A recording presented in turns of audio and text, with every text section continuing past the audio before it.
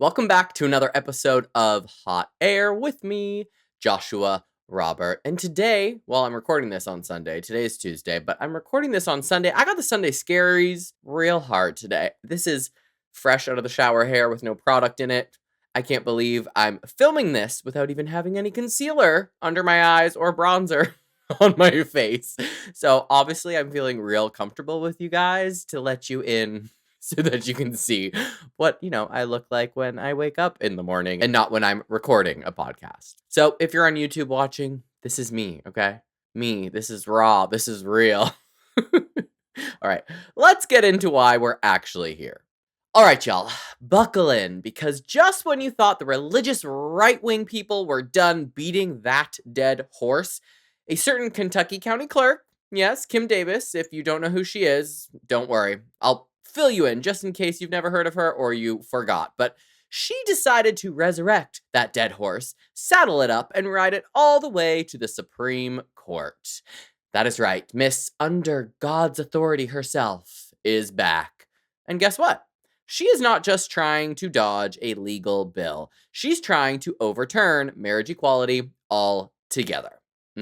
So this episode, we're going to dive into her original act of defiance, what happened after, and the terrifying truth about how very real the threat is in 2025 to same-sex marriage across the country. So, as I like to say, pour yourself a stiff drink, go hug your dog if you've got one, and let's break down why this dusty-ass saga is suddenly front-page news again. Let's hit it.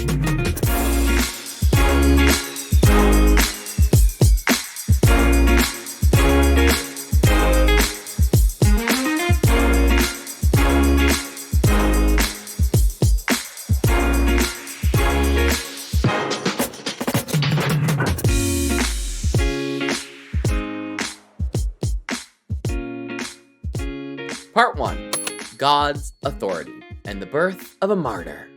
I'm going to be very sarcastic and cunty this entire episode, so let's rewind to June 26th, 2015.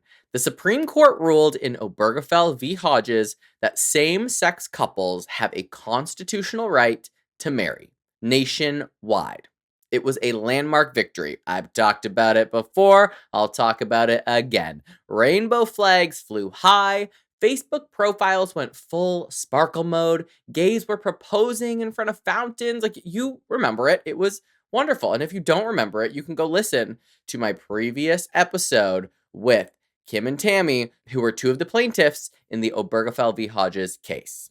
And on the other side of that, in Rowan County, Kentucky, Kim Davis, a twice-divorced Christian county clerk. She slammed her office door shut and said, nope. She refused to issue any marriage licenses. Gay, straight, did not matter. Her reason? She said issuing licenses to same-sex couples would violate her religious beliefs.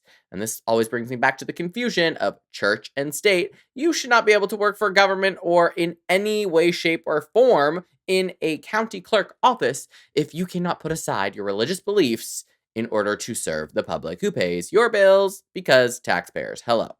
And listen, Kim wasn't just quietly opting out. She went full theocratic protest. She had her staff turn away couples. There's even that infamous clip, a same-sex couple asking her, under whose authority are you denying this? And her response? God's authority.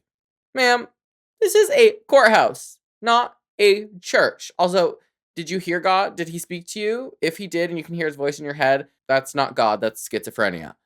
So these couples, understandably outraged, filed a lawsuit. And on August 12th, 2015, a federal judge ordered Davis to comply with the law. But did she? No. She dug her heels in and she kept refusing. So the court found her in contempt and locked her up for 5 whole days. A county clerk in a jail cell over gay marriage. It was wild, needless to say. The only words I can use to describe it, wild. Of course, she became a darling of the religious right. Mike Huckabee was out there throwing rallies. Conservative pundits were comparing her to MLK. Yes, MLK. Craziness. Because apparently, defying equal rights when it's not your rights on the line counts now. Part 2. What happened next? Lawsuits, loopholes, and Liberty Counsel. So eventually, Kentucky found a workaround. They revised their marriage forms so that county clerks didn't have to sign them personally. Problem solved, right? But not for Kim, because the courts still held her responsible for the damage done, legally and financially. By 2017, she was on the hook for hundreds of thousands of dollars in legal fees, and the lawsuits did not stop. In fact, just last year in 2024, a jury found her personally liable for violating the constitutional rights of the couples she turned away. The damages? $100,000 per couple. Per couple. Oof. She's gonna be working for a long time. So now we're here in 2025, and instead of just paying up, she's back. This time, knocking on the door of the Supreme Court, asking them to reverse her liability and take another look at Obergefell v. Hodges altogether. And I mean, listen, most legal scholars think this is a long shot. But if the last few years have taught us anything, long shots don't mean shit when the court is stacked. Part 3. The 2025 petition and the weaponization of the First Amendment. God, just reading those titles, I'm like, wait, am I smart? Do I kind of know what I'm talking about? All right. So what is Kim's new argument then? It's basically this. Kim Davis says she was punished for following her religion, that forcing her to issue marriage licenses to same-sex couples violated her First Amendment rights. And she's not alone. Liberty Counsel, the legal group that is backing her, is pushing this as a case not just about religious freedom, but about the right of government officials to opt out of duties that conflict with their beliefs. Let me just pause right there. This is not about bakers or florists or mom and pop cake shops. This is about elected officials refusing to serve constituents because they disagree with the law. And if the Supreme Court decides that is okay, you open a very dangerous door. So what happens when a judge refuses to marry an interracial couple? Or a DMV worker won't issue a license to a trans person? Or a police officer ignores a hate crime because he doesn't believe in gender ideology? We are not playing with hypotheticals here. We're playing with fire. Ooh, my hands are waving all over the place. That's when you know your boy's heated. Part 4. The anti-marriage equality movement in 2025. So, just so you know, Kim Davis isn't alone here. In fact, her petition is riding the wave of a larger, coordinated push happening right now. Across the country, especially in red states, as we know, lawmakers are filing resolutions urging the Supreme Court to overturn Obergefell. They're not even hiding it now. Let's talk about Michigan, where State Representative Josh Schreiber introduced a resolution declaring that marriage should only be between one man and one woman. He called Obergefell tyrannical, which no matter how many times I say that word, it feels weird. It just does not feel right on my tongue. In Idaho, the House passed a resolution earlier this year asking SCOTUS to revisit Obergefell. Other states like South Dakota, Tennessee, Oklahoma, and Missouri have proposed similar bills. Some of them died in committee, some are still on the docket. But the message, of course, is very clear here. The gloves are off. It doesn't matter how far these proposals made it. It just matters that they're happening and people are starting the process. And it's not just legislation.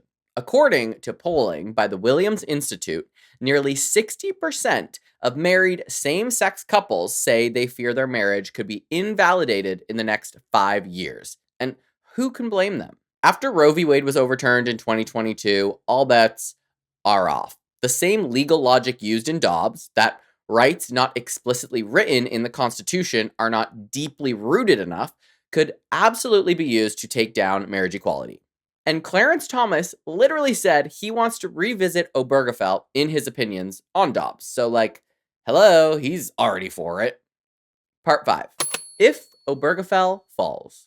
So, let's just say, worst case scenario, Obergefell is overturned. What happens? Well, first, states would regain the power to ban same-sex marriage. And more than 30 states already have dormant constitutional amendments or laws banning gay marriage just waiting to be reactivated. Now, yes, the Respect for Marriage Act that passed in 2022 says that the federal government will recognize all existing same-sex marriages, and states must recognize marriages performed in other states. But if you live in Texas or Alabama and want to get married at home, well, you would be forced to cross state lines. Like abortion, like gender-affirming care, marriage becomes a zip code privilege. Part 6. Why this isn't just about Kim Davis. Let's be clear here. Kim Davis is not some fringe actor anymore. She is a symbol. She's a puppet for a much bigger agenda, which is the weaponization of religious freedom to undo civil rights. And this movement isn't slowing down, it is evolving. They know they can't win through Congress, so they're using state legislatures and courts slowly chipping away at the foundation of rights that many of us took and take for granted. First, it was women's rights, then it was bathrooms, then trans healthcare, then book bans, and now they're coming for same-sex marriage again. So, what do we do? What the fuck do we do? Because to be quite honest with you, I am tired of being silent. Not that I am very silent, but like behind a camera version of silent. Like, I'm about to march up to the White House and be like, is there somebody here that I can speak to, please? Because this is not working for me. And if we're not going to do that, we are going to stay loud. We have to stay informed. Of course, we vote, like I always say, in every damn election, especially state ones. We support queer organizations and legal defense funds, and we do not sit quietly while the right tries to rewrite the definition of equality under the law. Because let me tell you, they are playing the long game. Like, we can't forget that. Sometimes we forget all these things are happening and we just brush it to the side and then go to the next music festival. But they're playing the long game. And if Kim Davis can dust herself off a decade later with her freaking sister wife looking ass hair and ask to erase one of the most meaningful civil rights rulings of our time, then we sure as hell can stay ready to fight back. Remember, you ain't got to get ready if you stay ready. And that is where I will leave you. I'm Joshua Robert. This was Hot Air. And if you're queer, married, or simply pissed off, then this episode was for you. And you know where to find me on Instagram and TikTok at _hotairpod. Or you can visit my website, hotairwithjoshuarobert.com. Don't forget to subscribe wherever you are listening, rate and like the pod on whatever podcast app you have my voice playing in your ear. And more importantly, share this information, whether it's sharing the episode or just regurgitating it out of your very own mouth. Share the information because we need to stay in the know. We need to make sure that everyone around us, gay, straight, bi, whatever, is educated. If they're allies, they need to know. If they're queer, they need to know. If you're married and you're a lesbian and you're married to another woman, you need to know what's going on. And I suppose I'll just keep bringing all the queer news to you.